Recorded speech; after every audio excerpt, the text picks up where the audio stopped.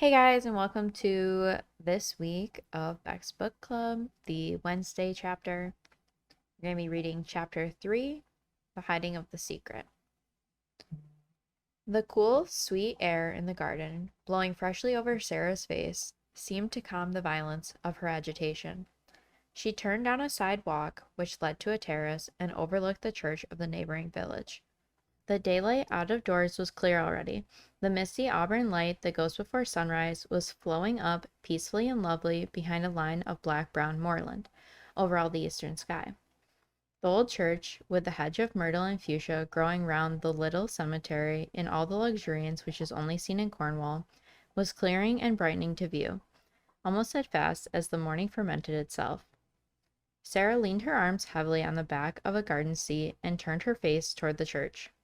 Her eyes wandered from the building itself to the cemetery by its side, rested there, and watched the light growing warmer and warmer over the lonesome refuge where the dead lay at rest.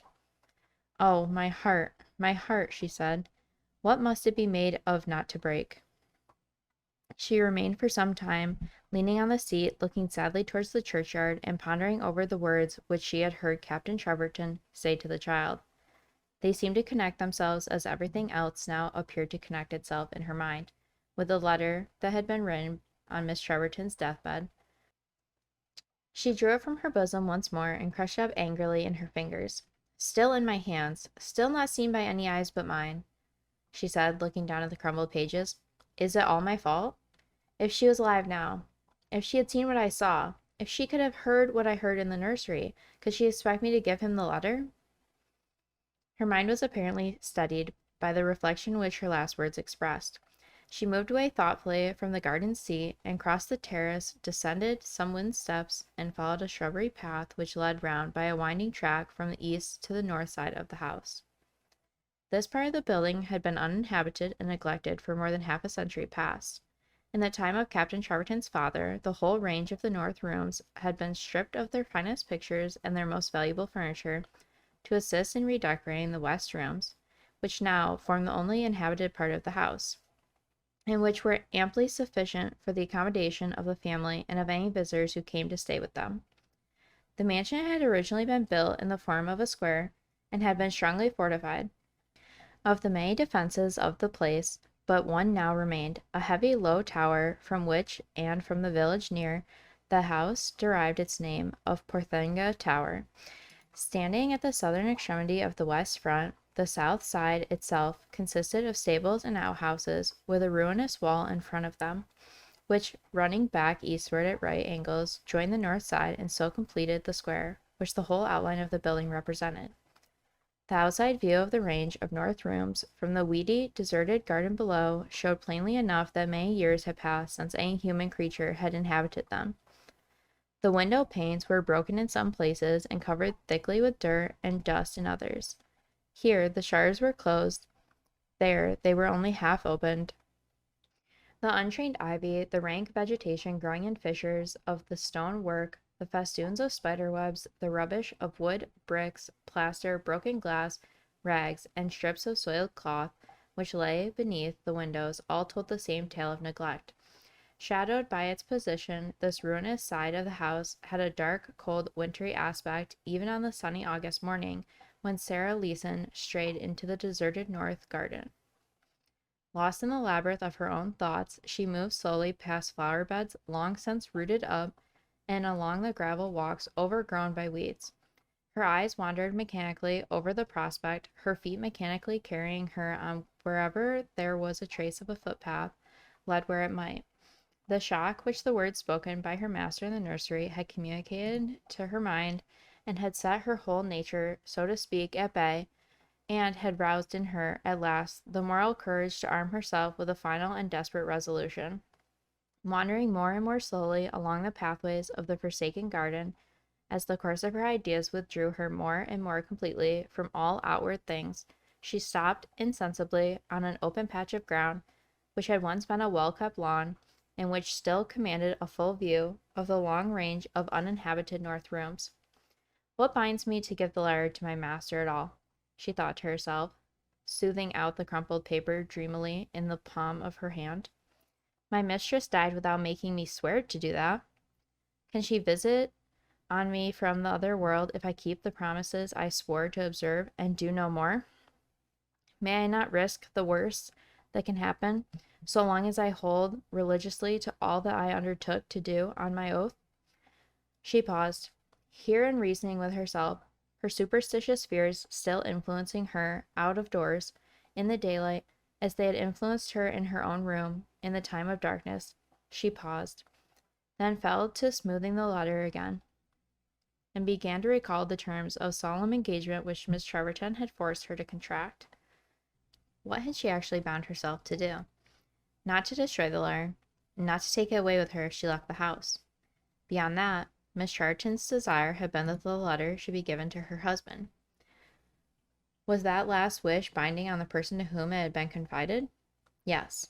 As binding as an oath? No. As she arrived at that conclusion, she looked up. At first her eyes rested vacantly on the lonely, deserted north front of the house. Gradually, they became attracted by one particular window, exactly in the middle on the floor above the ground, the largest and the gloomiest of all the row. Suddenly, they brightened with an expression of intelligence. She started. A faint flush of color flew into her cheeks, and she hastily advanced closer to the wall of the house. The panes of the large window were yellow with dust and dirt, and festooned about fantastically with cobwebs. Below it was a heap of rubbish scattered over the dry mold of what might once have been a bed of flowers or shrubs. The form of the bed was still marked out by an oblong boundary of weeds and rank grass. She followed it irresolutely all round, looking up at the window at every step, then stopped close under it, glanced at the letter in her hand, and said to herself abruptly, "I'll risk it." As the words fell from her lips, she hastened back to the inhabited part of the house, followed the passage on the kitchen floor which led to the housekeeper's room, entered it, and took down from a nail in the wall a bunch of keys, having a large ivory label attached to the ring that connected them, on which was inscribed, "Keys of the North Rooms." She placed the keys on a writing table near her, took up a pen, and rapidly added these lines to the blank side of the letter which she had written under her mistress's dictation. If this paper should ever be found, which I pray with my whole heart it never may be, I wish to say that I have come to the resolution of hiding it, because I dare not show the writing that it contains to my master, to whom it is addressed. In doing what I now propose to do, though I am acting against my mistress's last wishes, I am not breaking the solemn engagement which she obliged me to make before her on her deathbed. That engagement forbids me to destroy the letter, or to take it away with me if I leave the house. I shall do neither. My purpose is to conceal it in a place, of all others, where I think there is the least chance of it ever being found again. Any hardship or misfortune which may follow as a consequence of this deceitful proceeding on my part will fall on myself. Others, I believe, in my conscience, will be the happier for the hiding of the dreadful secret which this letter contains.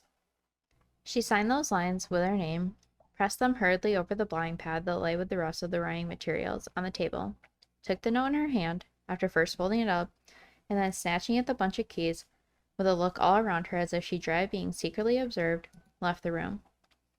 All her actions, since she had entered it, had been hasty and sudden. She was evidently afraid of allowing herself one leisure moment to reflect. On quitting the housekeeper's room, she turned to the left, ascended a back staircase, and unlocked a door at the top of it. A cloud of dust flew all about her as she softly opened the door. A moldy coolness made her shiver as she crossed a large stone hall, with some black old family portraits hanging on the walls, the canvases of which were bulging out of their frames. Ascending more stairs, she came upon a row of doors all leading into rooms on the first floor of the north side of the house. She knelt down, putting the letter on the boards beside her, opposite the keyhole of the fourth door she came to after reaching the top of the stairs, peered in distrustfully for an instant, then began to try the different keys, till she found one that fitted the lock. She had great difficulty in accomplishing this, from the violence of her agitation, which made her hands tremble to such a degree that she was hardly able to keep the keys separate one from the other. At length she succeeded in opening the door. Thicker clouds of dust than she had yet met with flew out the moment the interior of the room was visible. A dry, airless, suffocating atmosphere almost choked her as she stooped to pick up the letter from the floor. She recoiled from it at first, and took a few steps back towards the staircase, but she recovered her resolution immediately. "I can't go back now," she said, desperately, and entered the room. She had not remained in it more than 2 or 3 minutes. When she came out again, her face was white with fear, and the hand which had held the letter when she went into the room held nothing now but a small, rusty key.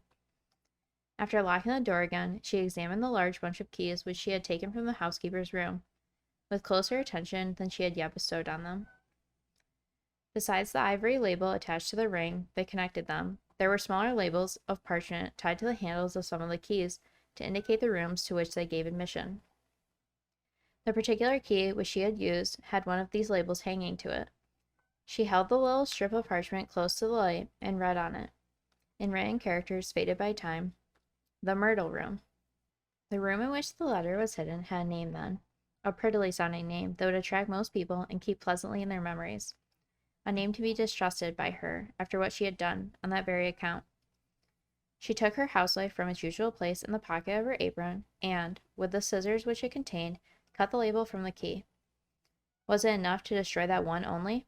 She lost herself in a maze of useless conjecture, and ended by cutting off the other labels, from no other motive than instinctive suspicion of them.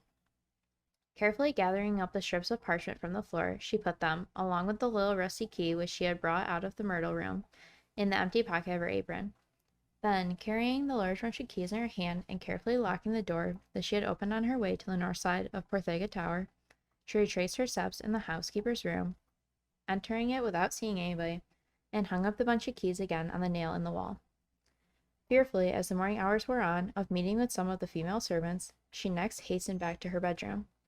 The candle she had left there was still burning feebly in the fresh daylight. When she drew aside the window curtain, after extinguishing the candle, a shadow of her former fear passed over her face. Even in the broad daylight that now flowed in upon it, she opened the window and leaned out eagerly into the cool air. Whether for good or evil, the fatal secret was hidden now. The act was done. There was something calming in the first consciousness of that one fact. She could think more composedly after that of herself and of the uncertain future that lay before her. Under no circumstances could she have expected to remain in her situation, now that the connection between herself and her mistress had been severed by death.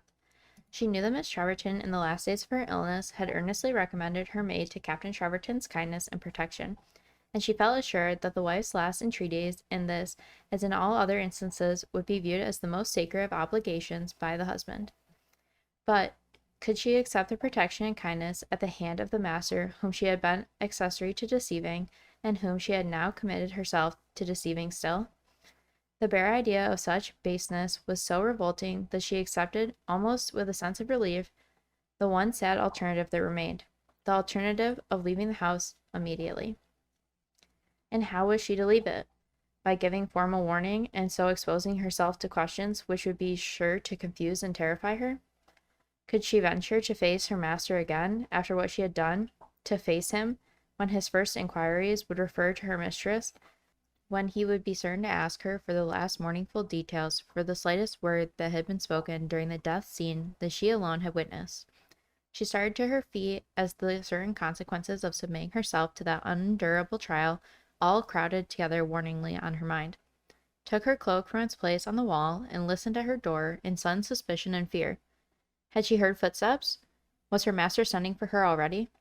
No, all was silent outside. A few tears rolled over her cheeks as she put on her bonnet and felt that she was facing by the performance of that simple action the last, and perhaps the hardest to meet, of the cruel necessities in which the hiding of the secret had involved her. There was no help for it. She must run the risk of betraying everything to brave the double trial of leaving the Porthega Tower, and leaving it secretly. Secretly, as a thief might go, without a word to her master, without so much as one line of writing to thank him for his kindness and to ask his pardon.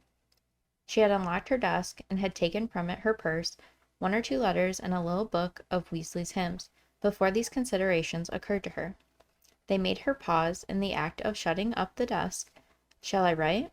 she asked herself, "and leave the letter here, to be found when I am gone?" A little more reflection decided her in the affirmative. As rapidly as her pen could form the letters, she wrote a few lines addressed to Captain Treverton, in which she confessed to having kept a secret from his knowledge, which had been left in her charge to divulge, adding that she honestly believed no harm could come to him, or to any one in whom he was interested, by her failing to perform the duty entrusted to her. and ended by asking his pardon for leaving the house secretly and by begging, as a last favor, that no search might be ever made for her. Having sealed this short note and left it on the table, with her master's name written outside, she listened again at the door, and after satisfying herself that no one was yet stirring, began to descend the stairs at Porthega Tower for the last time. At the entrance of the passage leading to the nursery, she stopped. The tears which she had restrained since leaving her room began to flow again.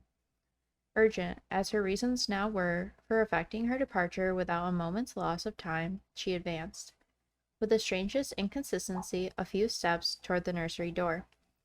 Before she had gone far, a slight noise in the lower part of the house caught her ear and instantly checked her further progress.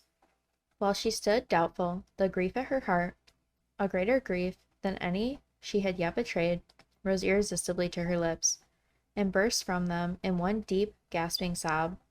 The sound of it seemed to terrify her into a sense of the danger of her position. If she had delayed a moment longer, she ran out again to the stairs, reached the kitchen floor in safety, and made her escape by the garden door which the servant had opened for her at the dawn of the morning. On getting clear of the premise at Porthega Tower, instead of taking the nearest path over the moor that led to the high road, she diverged to the church, but stopped before she came to it at the public well of the neighborhood, which had been sunk near the cottages of the Porthega fishermen. Cautiously looking round her, she dropped into the well the little rusty key which she had brought out of the myrtle room, then hurried on and entered the churchyard. She directed her course straight to one of the graves, situated a little apart from the rest. On the headstone were inscribed these words: "Sacred to the memory of Hugh Palwell, aged 26 years. He met with his death through the fall of a rock in Porthega Mine, December 17th, 1823. Gathering a few leaves of grass from the grave, Sarah opened the little book of Weasley's hymns, which she had brought with her from the bedroom of Porthega Tower. She placed the leaves delicately and carefully between the pages. As she did this, the wind blew open the title page of the hymns and displayed the inscription on it, written in large, clumsy characters: Sarah Leeson, her book, the gift of Hugh Palwell. Having secured the blades of grass between the pages of the book, she retraced her way toward the path leading to the high road.